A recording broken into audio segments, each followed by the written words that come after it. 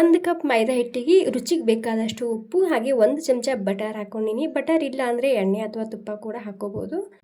ಉಗುರು ಬೆಚ್ಚಗಿನ ಹಾಲಿನಲ್ಲಿ ಈ ಹಿಟ್ಟನ್ನ ನಾದ್ಕೋಬೇಕು. ನಾರ್ಮಲಾಗಿ ಚಪಾತಿ ಹಿಟ್ಟು ನಾದ್ಕೊತೀವಲ್ಲ ಅದೇ ರೀತಿ ಸಾಫ್ಟಾಗಿ ಹಿಟ್ಟನ್ನ ನಾದ್ಕೋಬೇಕು. 1 ಗಂಟೆ ಆಗೋ ತನಕ ರೆಸ್ಟ್ ಮಾಡೋಕ್ಕೆ ಬಿಡಬೇಕು.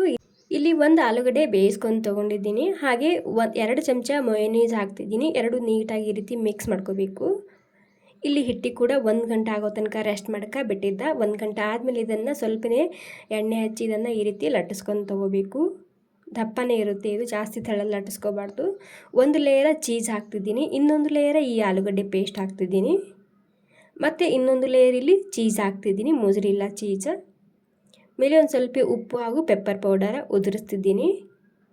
ಇವಾಗ ಇದನ್ನು ನೀಟಾಗಿ ಪ್ಯಾಕ್ ಮಾಡ್ಕೋಬೇಕು. ನೋಡಿ ಈ ರೀತಿ ಸ್ಟಫಿಂಗ್ ಹೊರಗಡೆ ಬರಬಾರ್ದು, ಆ ರೀತಿ ನೀಟಾಗಿ ಪ್ಯಾಕ್ ಮಾಡ್ಕೋಬೇಕು. ನಂತರ ಈ ರೀತಿ ಕೈಲಿಂದ ಸ್ಪ್ರೆಡ್ ಮಾಡಬೇಕು, ಸರಿಯಾಗಿ ಎಲ್ಲ ಕಡೆಗೆ ಹೋಗುತ್ತೆ ಅದು ಸ್ಟಫಿಂಗ. ಮತ್ತು ಒಂದು ಸ್ವಲ್ಪನೇ ಈ ರೀತಿ ಲೈಟಾಗಿ ಲಟ್ಟಿಸ್ಕೊಂಡು ತೊಗೊಂಡ್ರೆ ಆಯಿತು. ಇಲ್ಲಿ ಪ್ಯಾನ್ ಇಟ್ಕೊಂಡಿನಿ, ಸ್ವಲ್ಪ ಬಟರ್ ಹಚ್ತಿದ್ದೀನಿ, ಎಣ್ಣೆ ಅಥವಾ ತುಪ್ಪ ಕೂಡ ಹಚ್ಕೋಬೋದು. ಇವಾಗ ಏನಿಲ್ಲ, ಎರಡೂ ಸೈಡ್ನಲ್ಲಿ ಪೂರ್ತಿಯಾಗಿ ಕ್ರಿಸ್ಪಿ ಮಾಡ್ಕೊಂಡು ತೊಗೋಬೇಕು, ಮತ್ತು ಸ್ಲೋ ಗ್ಯಾಸ್ನಲ್ಲೇ ಇದನ್ನು ಕ್ರಿಸ್ಪಿ ಮಾಡ್ಕೊಂಡು ತೊಗೋಬೇಕು. ಇಲ್ಲಿ ಬಟರ್ ಬದಲಾಗಿ ಎಣ್ಣೆ ಅಥವಾ ತುಪ್ಪ ಕೂಡ ಹಚ್ಕೋಬೋದು. ಓಕೆ, ನೋಡಿ ನಮ್ಮ ಪಿಜ್ಜಾ ರೆಸಿಪಿ ರೆಡಿಯಾಗಿದೆ. ಸ್ಟಫ್ ಪಿಜ್ಜಾ ರೆಸಿಪಿ ಅಂತ ಹೇಳ್ಬೋದು. ಇಷ್ಟ ಆಗಿದ್ರೆ ಒಂದು ಲೈಕ್ ಮಾಡಿ. Thank you.